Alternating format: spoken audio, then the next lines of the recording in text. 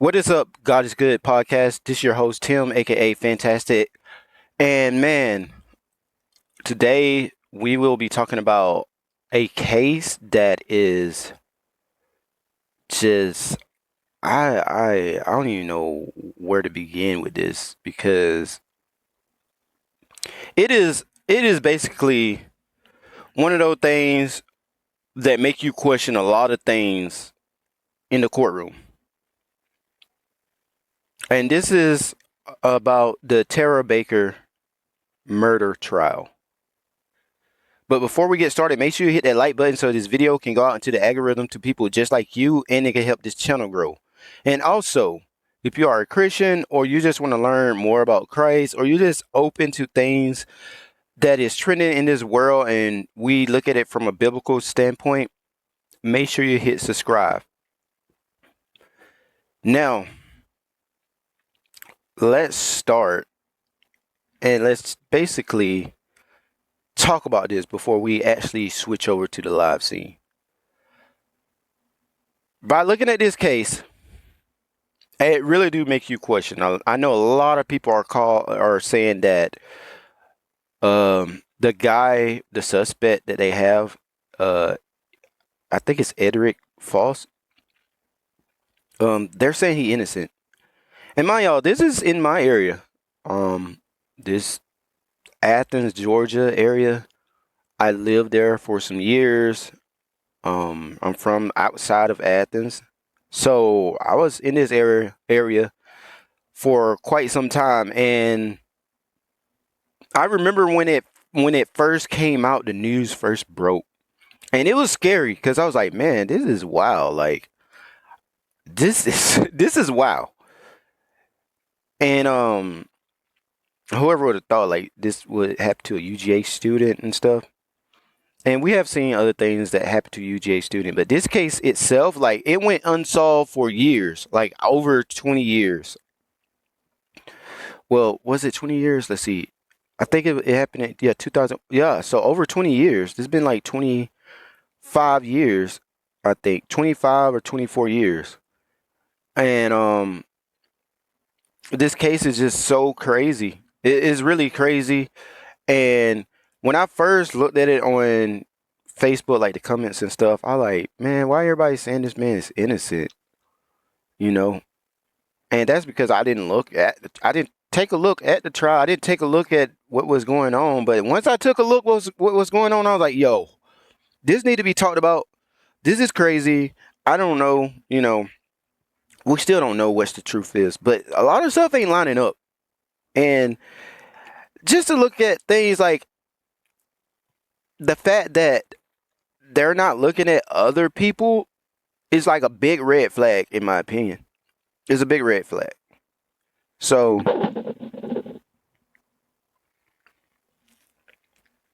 we're just going to take it to the live scene and we're going to look at some things. We're going to watch some videos. We're going to read some statements. We're going to read about the case. And I just want to know what y'all thoughts are, what y'all opinions are. But first, we're just going to start by reading, right? We're just going to read a little bit of stuff. A lot of things are red flags. So this is on Atlanta News First. It's a trial of a man accused of killing UJ law student Tara Baker begins. Law student. Just want y'all to, she was a law student. It said, opening statement were delivered Monday in a trial of a man accused of killing a University of Georgia law student more than 20 years ago. Edric Foss is accused of killing 23-year-old Tara Baker. The 2001 case, 2001, I was 11. Case remained largely unsolved until police said DNA evidence led them to an arrest in 2024. So that was 2 years ago. Foss is charged with murder, 2 counts of felony murder, 1 count of aggravated assault concealing the death of another person, arson, possession of knife during the commission of a felony, tampering with evidence, and one count of aggravated sodomy in a connection with terror death, according to the GBI.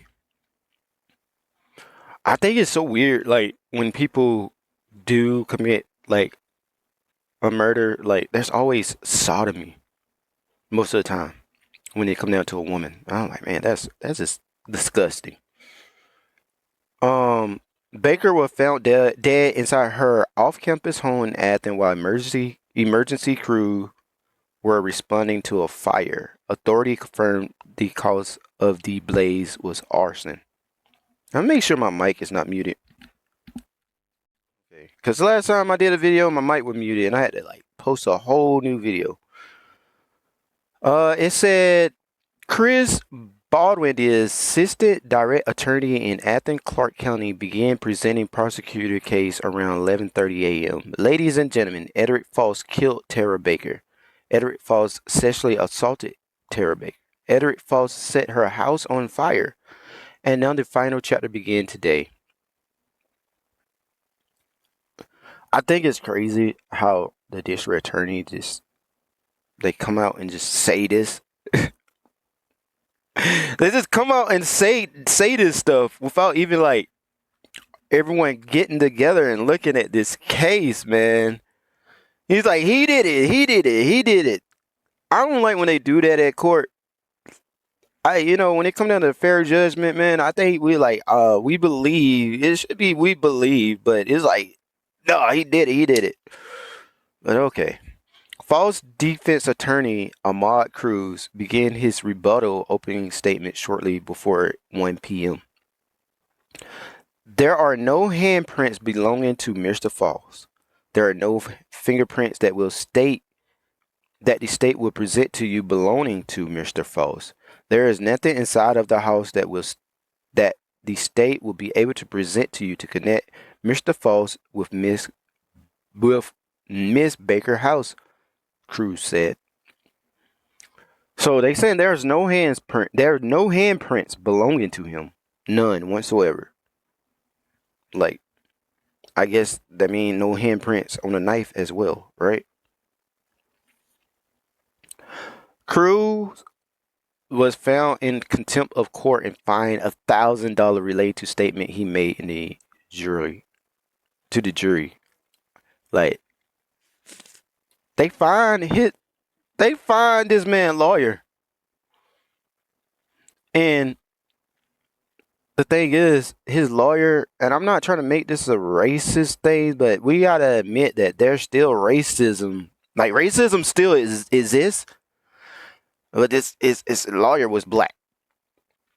I'm not trying to hold on to that. You know what I'm saying? But we gotta just also accept the fact that racism still exists, right? It still exists. And we know there's a corrupted world out there. There's corrupted people. Even God himself said there will be corrupted prime ministers and people at higher levels.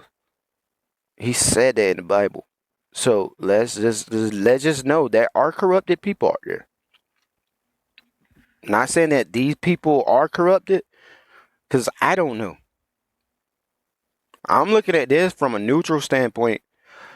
I'm really not taking sides, but I will present like, hey, let's look at this from this point of view.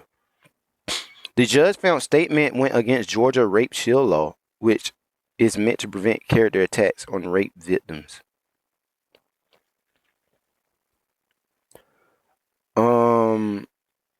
I don't like how they don't show they just show like little stuff.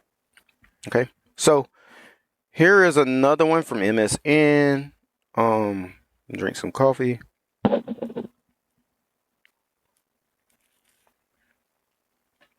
Tara Baker's murder trial. Everything you need to know. Foss faces several charges, including murder, 2 counts of felony murder, 1 count of aggravated assault, concealing the death of another, arson, possession of a knife during the commission of a felony, tampering with evidence, we read it earlier in January 2001. She was found inside her off campus. We've read that already. Baker suffered a strangulation. So, a strangulation, a knife wound to the neck, blunt force trauma to the head, and sexual assault. The defense attorney is trying to cast doubt on evidence, arguing that investigator did not properly investigate Baker's boyfriend at the time. That's a big red flag right there. Why why aren't they investigating the boyfriend even more? Because apparently there was Caucasian hair found on her body at the time. There was Caucasian hair found on this woman's body. I think they said in the room and stuff at the time.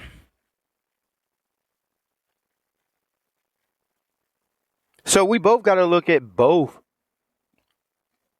suspects. And the only reason why Edric is the one that they're looking at, like they're basically saying who did it, is because they found DNA. His DNA, both DNA was found, by the way, belonging to both. But his DNA was found inside the woman's mouth, and basically saying, through them being intimate, right? Who was to say that maybe she was, well, it ain't maybe, but obviously she was cheating. If Edric Falls DNA was found in this woman and she had a boyfriend, obviously she was cheating. I'm not trying to use movie as a real thing for us to like use in this situation. But movies can be realistic, right? Movies, when people make movies based off of real life events. Let's just say if this was a movie, wouldn't the story go something like this? Wouldn't it? And I guarantee you, if this man is plead, like if they find like Edric Falls guilty and they falsely say that he is guilty, falsely charged him in of a crime that he didn't do, wouldn't the movie look a little something like this?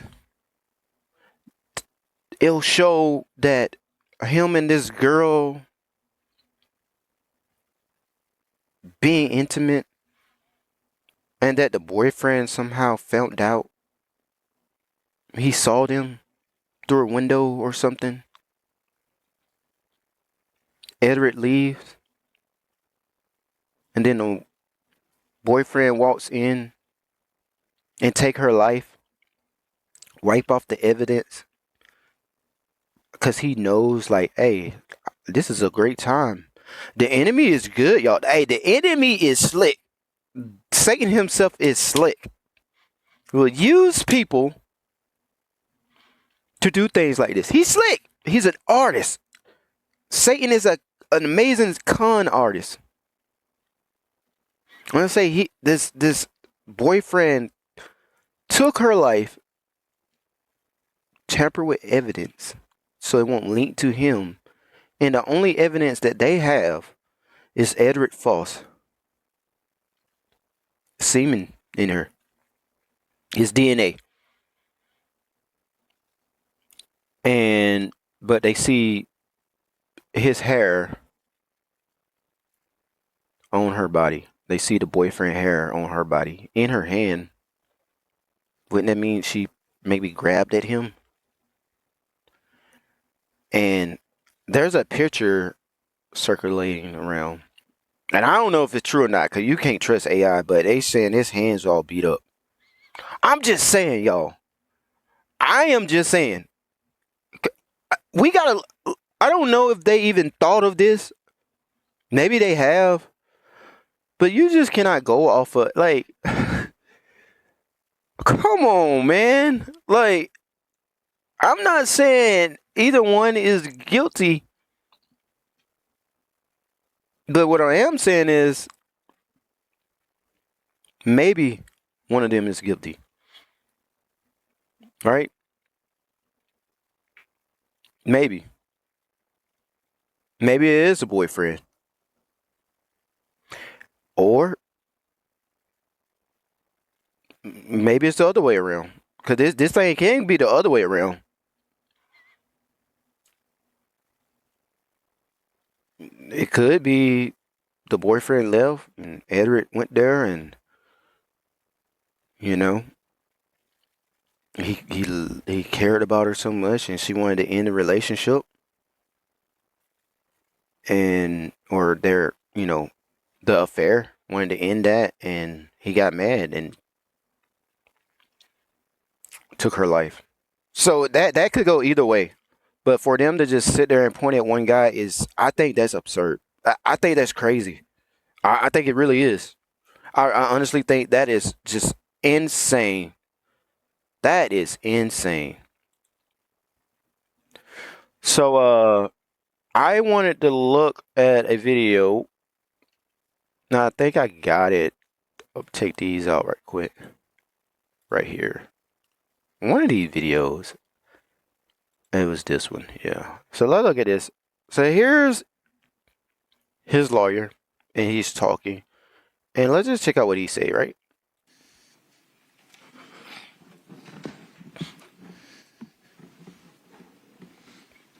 My name is Attorney Ahmad Cruz. Mind y'all, this is the judge. Again, I'm not trying to really say it's a racist thing, but you got two black men in court. Lawyer black. I don't know if the judge racist or not. I'm not going to call her racist. But let's be real. Racism still exists.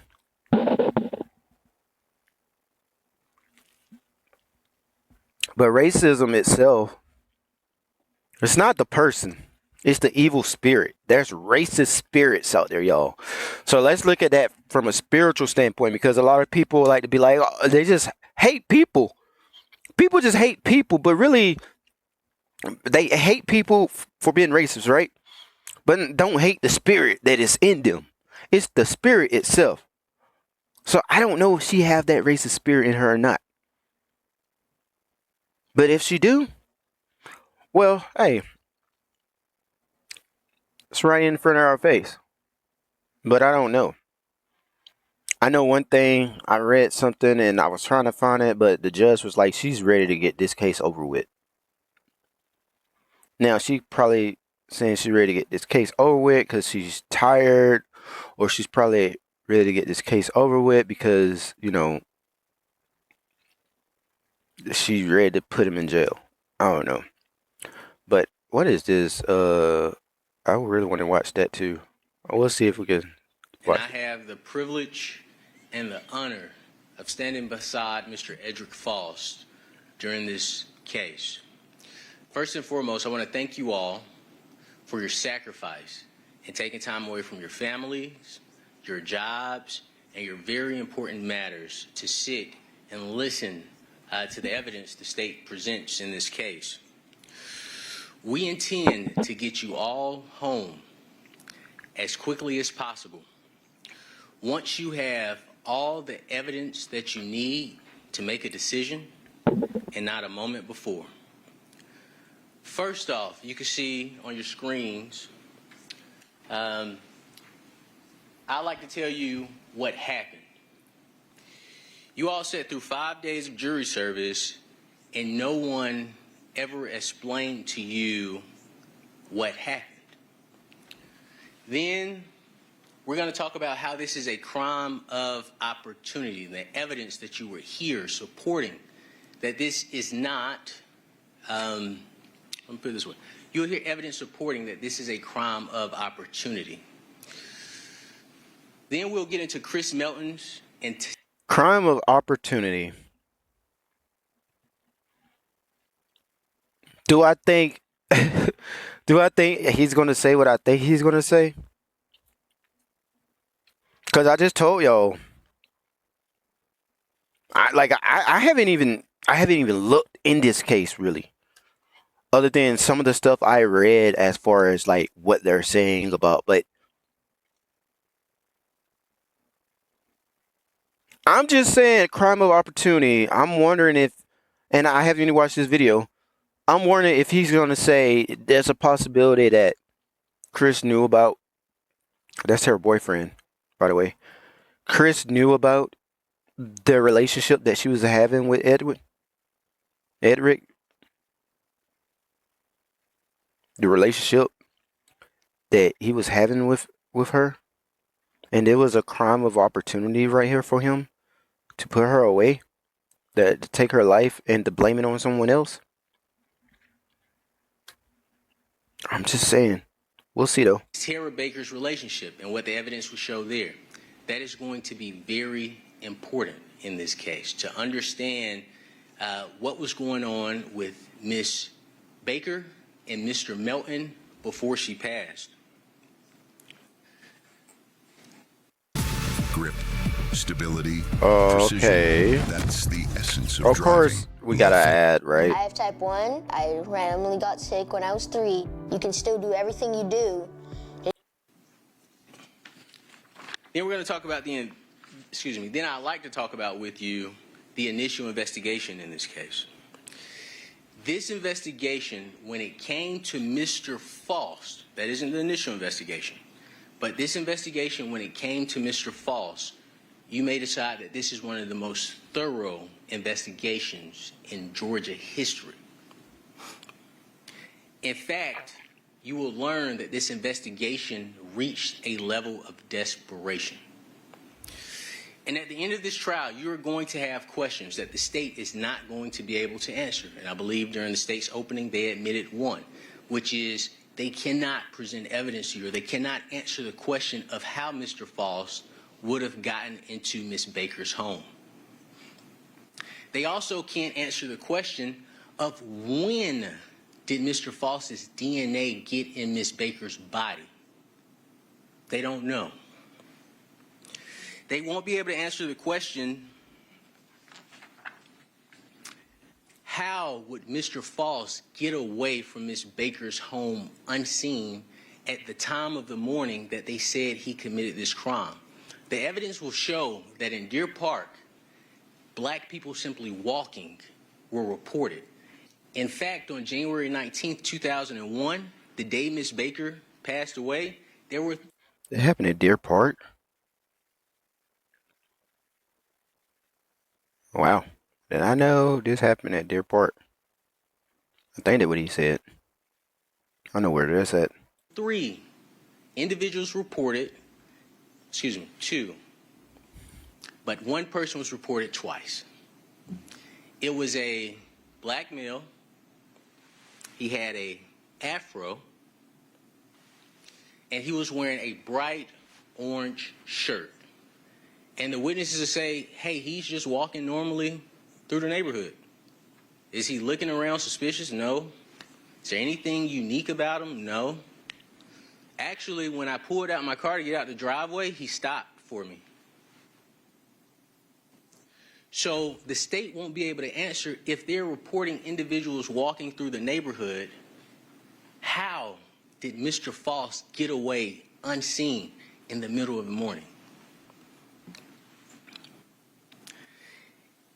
And the last question that the state won't be able to answer for you. If Mr. Faust killed Miss Baker, why was the hair that was found on her body, around her body, in her hand, and on the murder weapon of Caucasian origin? You will hear evidence in this case that there is not a shred of evidence that puts Mr. Foss, let alone a black person, in Ms. Baker's home.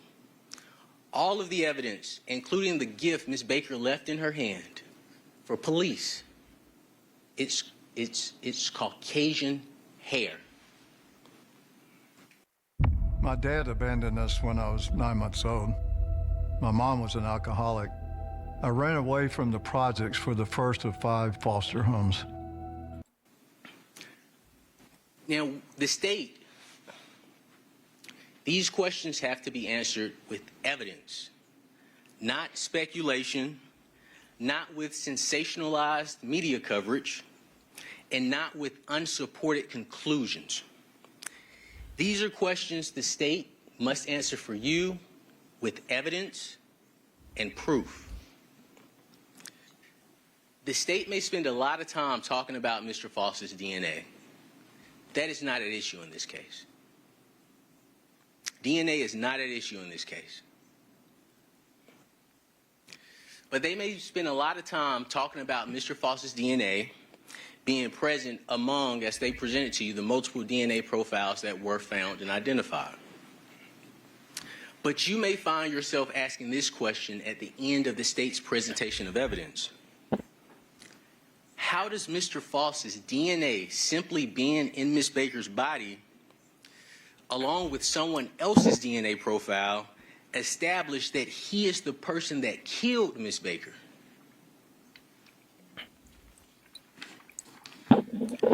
And this is why you all are here today. This is why we are here today. We're not here to talk about in the state is going to present this type of evidence. That what very much confuses me is, how come they just put it on him, on Mr. Foss, just because his DNA is in her, when they simply found other DNA in her, which I think is the boyfriend, and they found his hair in her hand when she was dead. Come on, like, are you stupid? I'm just saying, like, how you gonna put it on Mr. Foss, but she literally have a Caucasian man hair in her hands? Do the hair matches with the boyfriend, or are they trying to cover that up?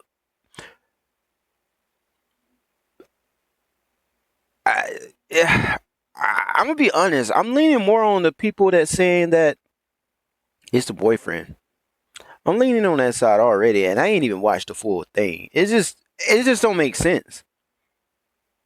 But like I said again, the enemy is slick, so it could be vice versa. I don't know. But man, that's crazy. Not here to talk about how bad of a person Mr. Foss may have been, how horrible of a boyfriend he may have been.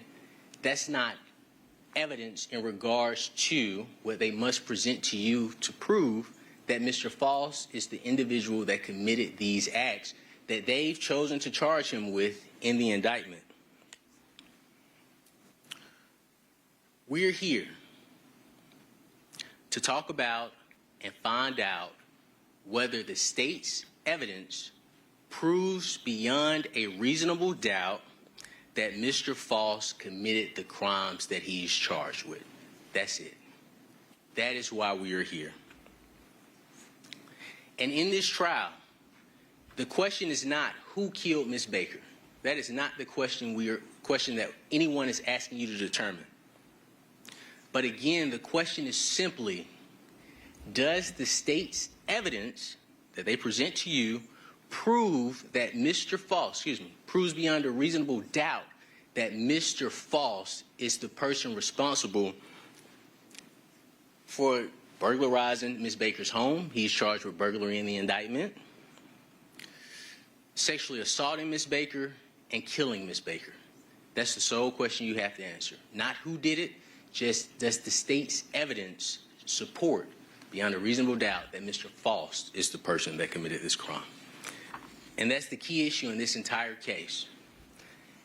And you may get distracted by emotion in this case. You may get distracted by your dislike of Mr. Foss's life choices. But you cannot lose focus, and you cannot forget why we are here today.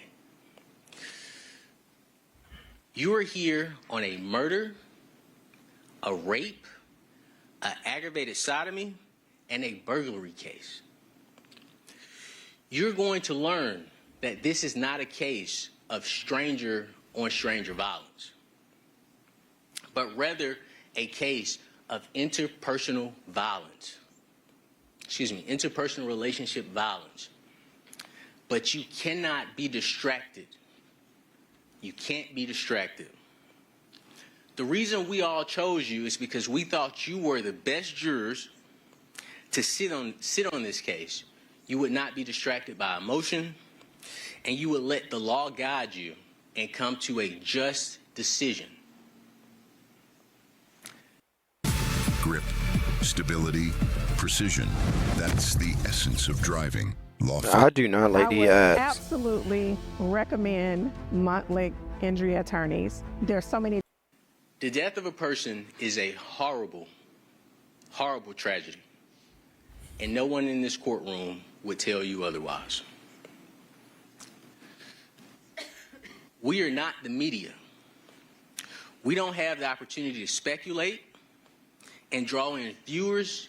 We don't have the opportunity to sensationalize this case or Ms. Baker's life. And that's what we're going to talk about during this trial, is Ms. Baker's life. We're going to show you what Mr. Foss looked like in the year 2000. If you would. This is Mr. Foss in the year 2000. He looks completely different than he looks now. What we put an emphasis on, and what you'll hear in evidence, is this is how Mr. Foss carried himself. He was a very well-dressed, clean-cut individual. He wore jewelry. He drove nice cars. We expect the evidence to we expect the evidence to show that. We're also going to show you a picture of Mr. Foss on February 8th, 2001, which is about 2 or 3 weeks after Ms. Baker's death. This is Mr. Foss about 3 weeks after Ms. Baker's death. Without a haircut, obviously, without his jewelry in, but this is a picture of Mr. Foss. And the evidence will show this is how Mr. Foss looked after Ms. Baker's death. In 2001, the evidence will show that Mr. Foss was a 25-year-old bar-hopping playboy. You will hear for some of Mr. Foss's ex-girlfriends. Particularly, the state will call Ms. Brenda Sweeney. And you will learn in this case that the state, Ms. Elizabeth Bigham, she will testify that she's reviewed every single document in this case file. And based on her review of that information, what you will learn is that Mr. Foss did not stay at 350 Cooper Road. Mr. Foss actually stayed in Knollwood Apartments with his girlfriend, Ms. Brenda Sweeney, at the time. And this is information that the state has had before today and during the entire pendency of this case. So what happened? Y'all, if his DNA is in Miss Baker, or found in Miss Baker, this is what happened when we are doing things that God said we shouldn't do, fornication. You never know when you're going to get caught up in a crime scene. So if you're out there cheating and stuff and that person died, like, you can easily be linked into a case that you had nothing to do with. This is one of the main reasons why I say, this is one of the reasons why we shouldn't be out there fornicating with any and everybody. And we should wait to marriage, because you never know. There's a lot of different scenarios that could take place. Not only just, a crime scene, but, it's just not right. You know? But think about it. If he literally was like living how God told him to live, more than likely he wouldn't even have been linked to this case because, one, he wouldn't be out there messing around with her, which that DNA was the main reason why they even linked him to her in the first place. He wouldn't even be, not even in this situation, y'all. This is why we must live the way God wants us to live. There's a verse that say, "The Lord protect the righteous, and He detests the wicked."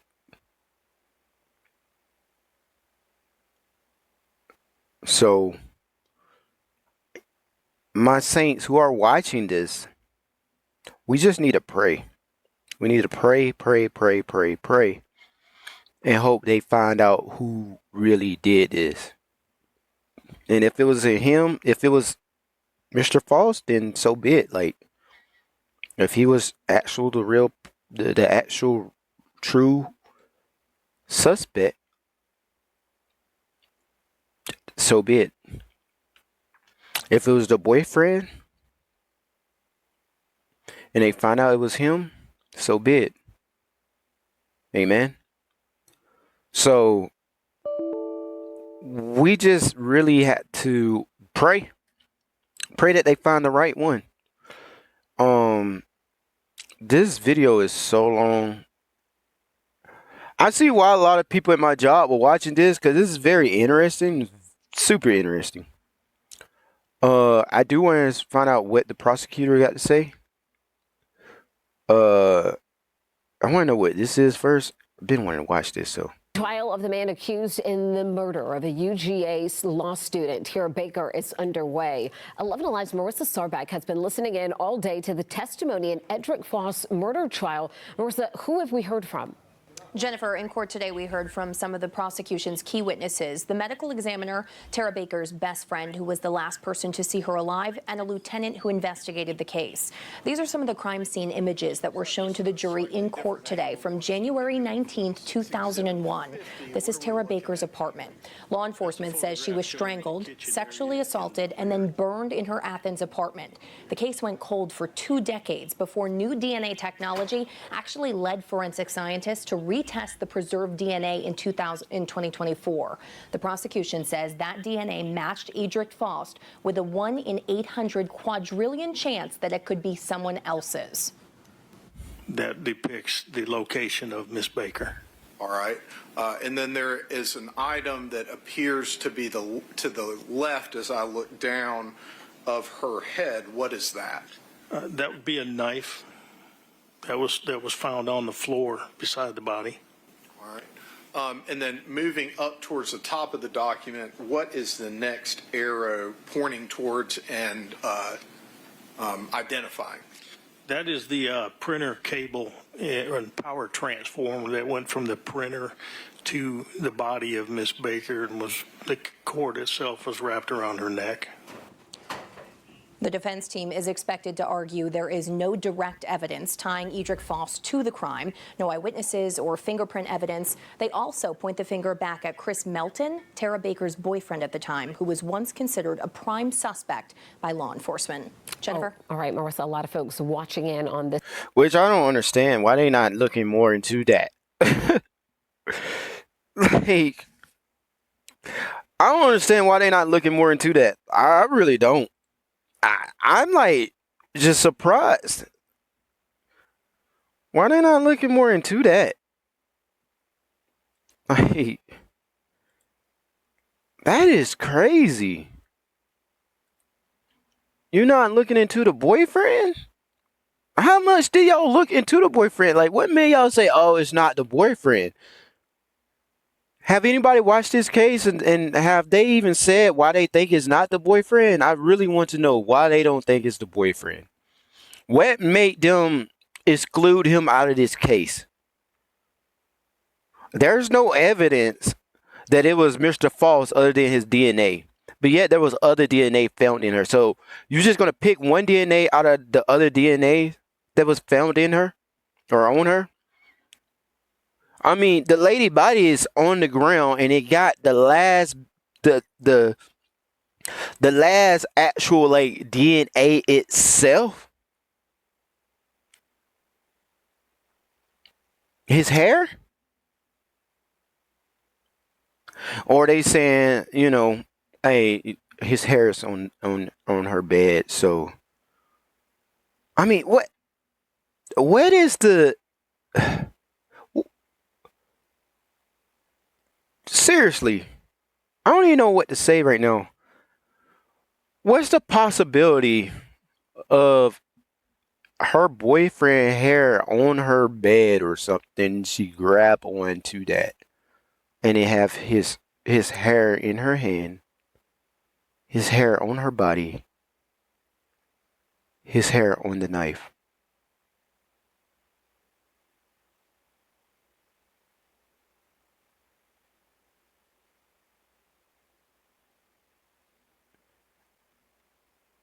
Even if Mr. False, say if Mr. False rigged this all up, how did he get the boyfriend hair? How would he even have gotten the boyfriend hair and put it on her, put it in her hands?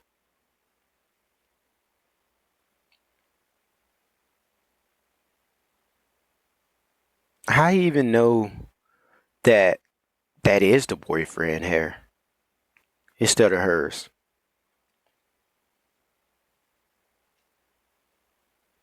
Cause she got a little blonde in her hair. How you? I honestly wouldn't think someone would be that would think that far ahead or whatever, or even think to do that.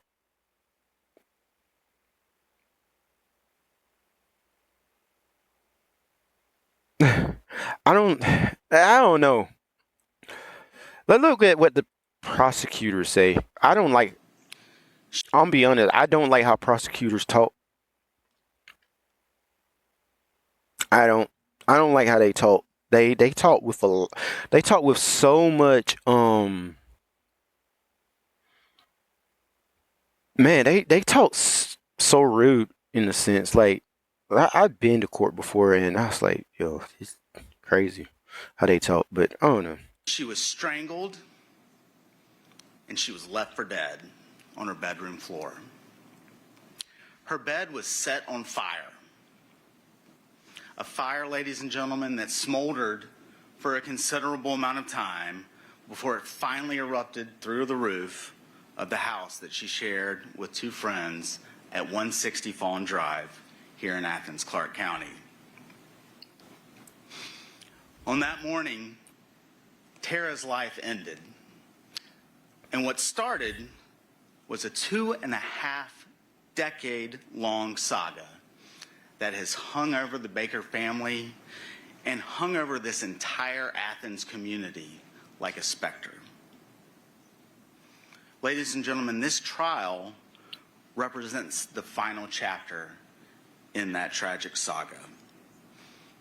The chapter where the state will prove to you, beyond a reasonable doubt, that the defendant, Edric Faust, is guilty of extinguishing the bright light that was Tara Louise Baker 25 years ago, where the state will show that he is guilty as charged of the crimes in this indictment. So you've heard the indictment a few times by now. Judge Lott read it in its entirety at the beginning of jury selection. The judge also just went briefly over what the charges are again here this morning.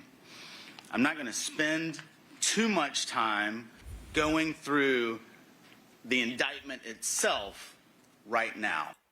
I'm not even gonna lie, he don't even look like he's very sure.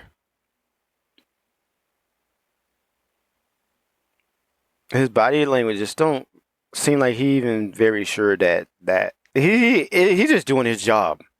I don't even think deep down, I don't even think he really believed that is him. Like I said, I'm leaning more on that Edric Falls is not guilty. But I could be wrong. So I'm going to leave that open too, right? I'm going to leave that open. There will be a time and a place for that at the end of the trial.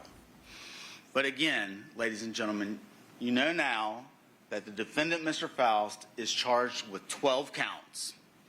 Count 1, malice murder. Counts 2 through 5, felony murder.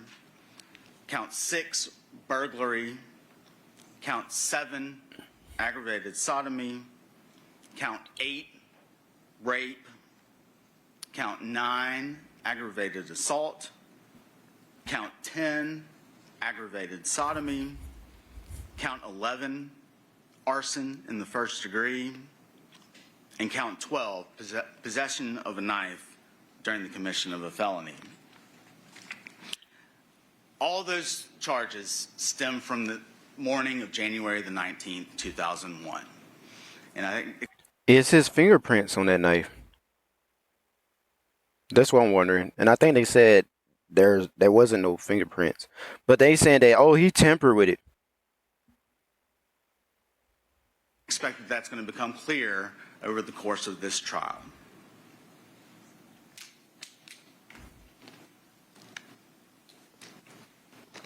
Ladies and gentlemen, these are obviously heinous crimes.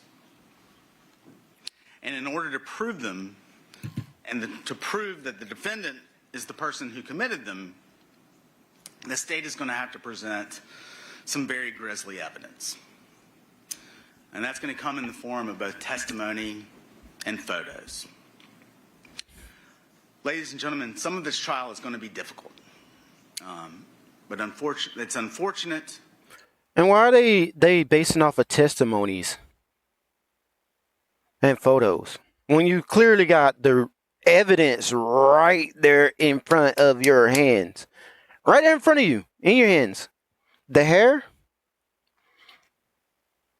and the DNA, and the only thing that link Mr. Falls to that is his DNA, but there's even more DNA.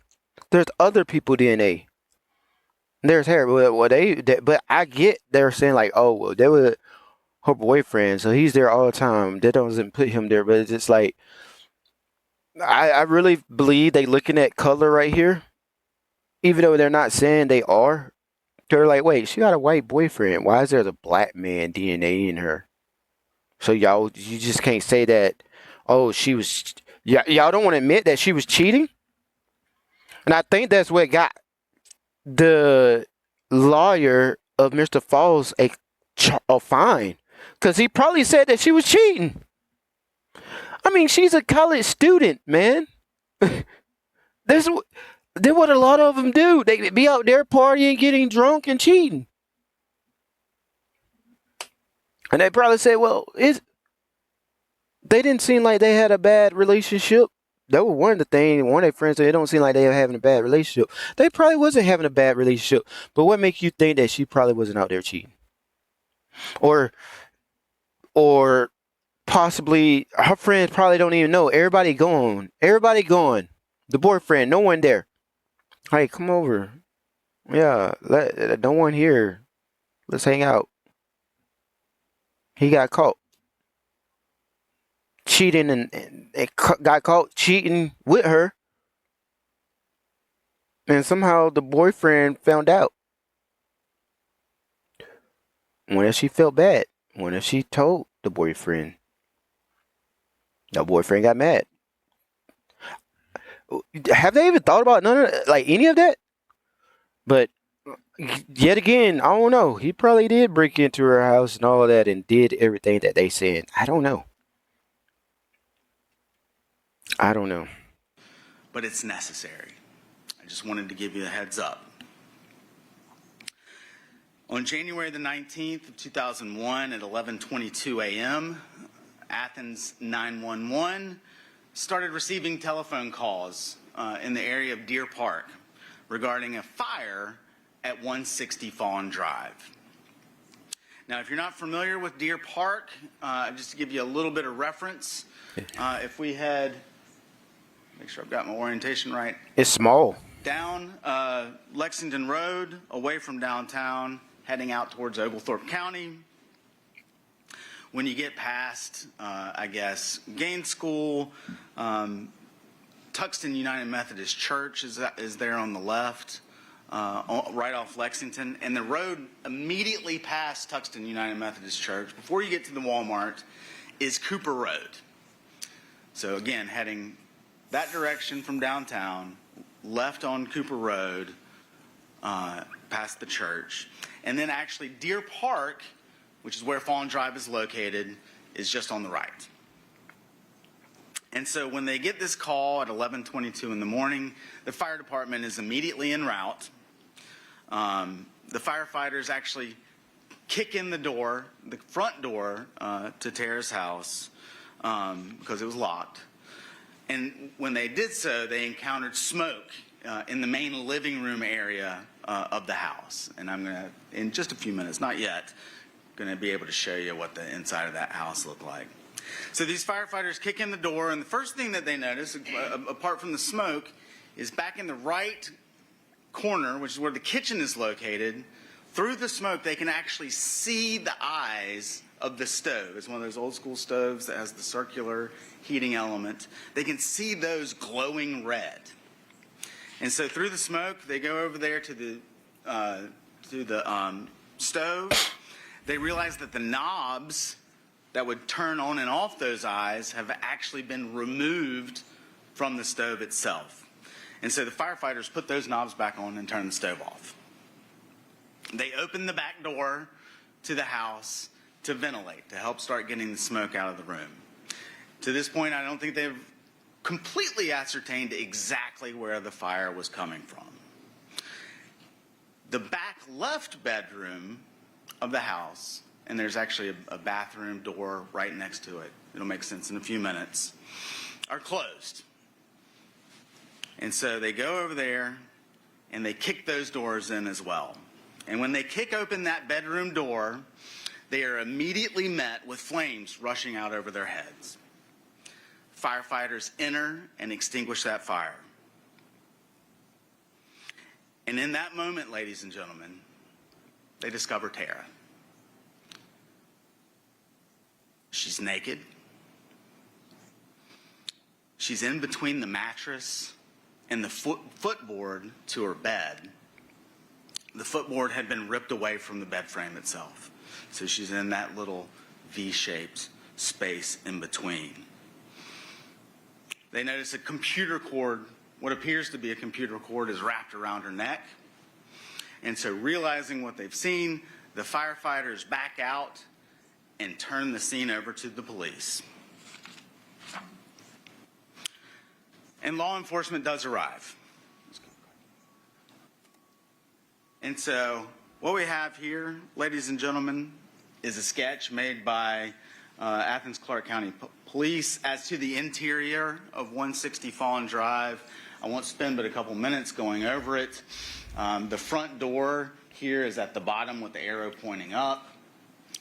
Again, you see the kitchen in the back right with the stove, which is what the firefighters reported seeing glowing red when they came in the door. And what I want to focus on is what's in the top left of that diagram, what is referred to as bedroom 3. That was Tara's room. And you can see bedroom 3 has a bathroom connected to it, and then there's a door leading both from the bathroom, a door leading to the living room, and one leading into Tara's room. So that's the basic layout of 160 Fawn Drive. You can see there's a back door, which again has the arrow pointing down. And right next to that is a window that is situated right above their dining room table. You're going to see photos that will also help kind of explain the layout of 160 Fawn Drive. So that's the house as a whole. And this is Tara's room as the police encounter it. And again, I've tried to explain, but I think this does a better job showing exactly the orientation of her body inside that bedroom in the back left of 160 Fawn Drive. So again, you can see the footboard having been ripped away from the frame and her body lying in between.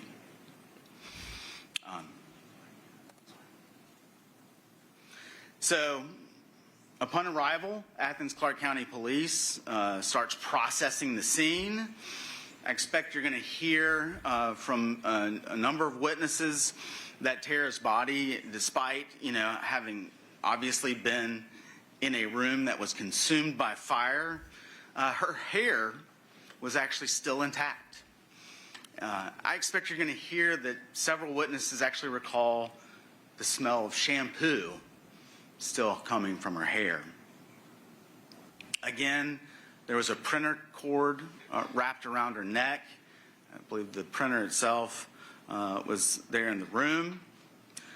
And there's one thing that the police noticed that firefighters hadn't, was that Tara actually had a stab wound to the right side of her neck.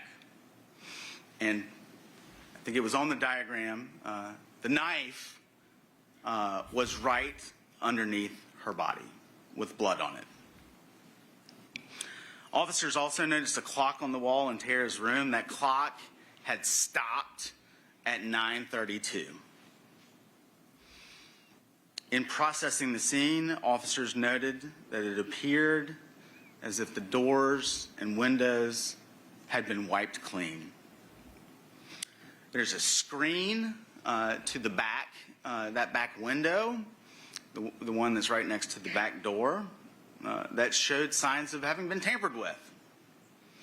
Now, I expect there's probably going to be some confusion about exactly where that screen was when the firefighters arrived and when law enforcement arrived, but we'll get to that. Ladies and gentlemen, at 160 Fawn Drive, I submit that the evidence is going to show that any physical evidence that could have conceivably been helpful was collected. As an example, I think you're going to hear they even took the drain assembly out of her bathtub. A little bit more about the fire. I expect you're going to hear evidence that the bed, Tara's bed, was the source of that fire. If I'm not mistaken, didn't they say that her boyfriend was a plumber? And that's the only one who would know how to take out the assembly to it, right? I also want to look at this right quick, because I meant to play this. Let's look back at this. That's the question that we're here to figure out. What happened with Ms. Baker? This is Ms. Baker shortly before she passed. This is her law school photo that she took while she was a student at the University of Georgia. She had red hair, okay. And Grip, stability. So obviously, that's the hair. You know what's essential to you. WAEPA offers up to $1.5 million in group term life insurance for these are Chris Melton's hands. So obviously, her hair is red. The hair that was found is blonde. I wonder what color hair his hair was. If it's blonde, did they DNA sample that? After Ms. Baker's death. So Ms. Baker was killed on January 19th, 2001. These photos were taken on January 21st, 2001. Wait. This is Mr. Melton's left hand. These are Chris. That's the question that we're here to figure out. What happened with Ms. Baker? This is Ms. Baker shortly before she passed. This is her law school photo that she took while she was a student at the University of Georgia.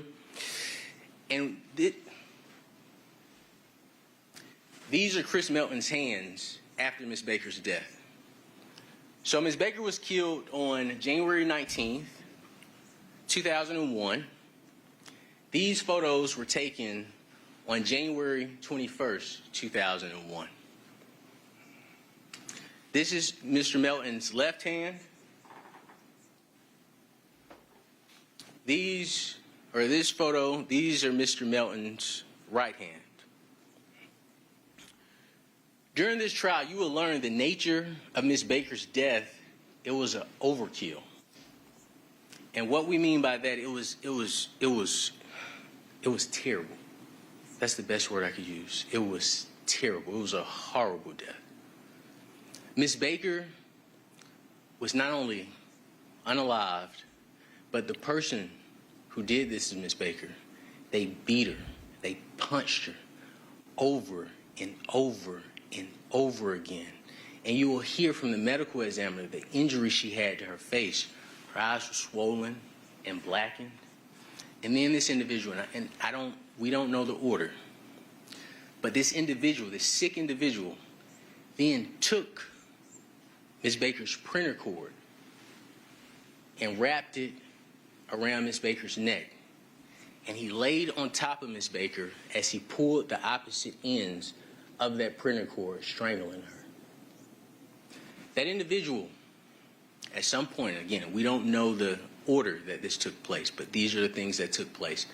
This individual at some point walked to Ms. Baker's kitchen, pulled out a knife out of her knife block, and then stabbed Ms. Baker in her neck. And you'll hear that Ms. Baker was stabbed on the right side of her neck. This wasn't enough for this individual. This individual then went into the living room of the home, took Miss Ashley Hall's chenille blanket off of the couch, went and turned on the eye of the stove. They put the blanket on the stove, and when this blanket caught a blaze, what occurred was this person walked back into Miss Baker's room while Miss Baker laid on the floor, still grasping for air, and you will hear that there was shooting in her lungs. He places this blanket. I just built a budgeting app with Base 44. Mina just built an app. So we can all build apps now? On the bed. And then this person takes your laptop. You will hear back in 2001, laptops, cell phones now are like laptops. Back in 2001, laptops were like the cell phones. They would have all your personal information. But this person takes her laptop, he then closes her door, locks it, goes to her bathroom door, and you saw a picture of it in the States opening, closes the bathroom door, locks it, and takes his time to clean up Miss Baker's house. As the state mentioned in their opening, this person wiped down the door, this person wiped down the stove handles, this person wiped down the back door, this person wiped down the windowsill. And when firefighters obviously fired a couple of hours later, the fire burst through the roof, you will hear from firefighters that in order to get in this home, they had to kick in the door. And it was deadbolt locked. And the type of doors you'll learn that Miss Baker had, the top lock has a key that you can put in. You have to unlock it to unlock the deadbolt. The bottom lock, from the inside, you can just twist it. I had one of those. In the front door, it is deadbolt locked. And the back door, there's so much smoke, and the state said this in their opening, there's so much smoke in the house, the firefighter goes to the back door to unlock the door, and the deadbolt is locked on the back door. But what you will hear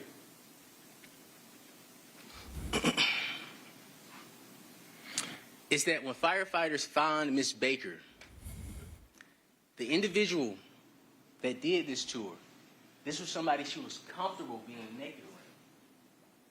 The state is not going to present any evidence that clothes were ripped off of her.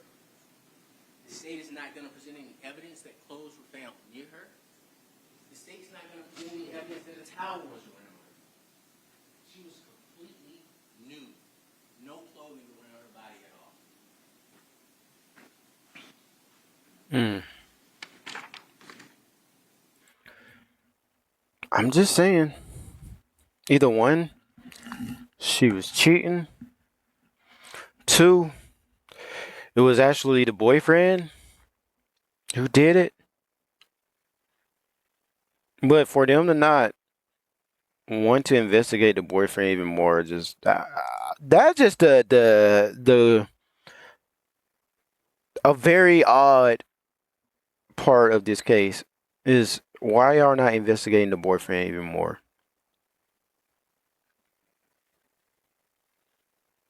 That's just, yeah. His hair. Obviously, she was naked.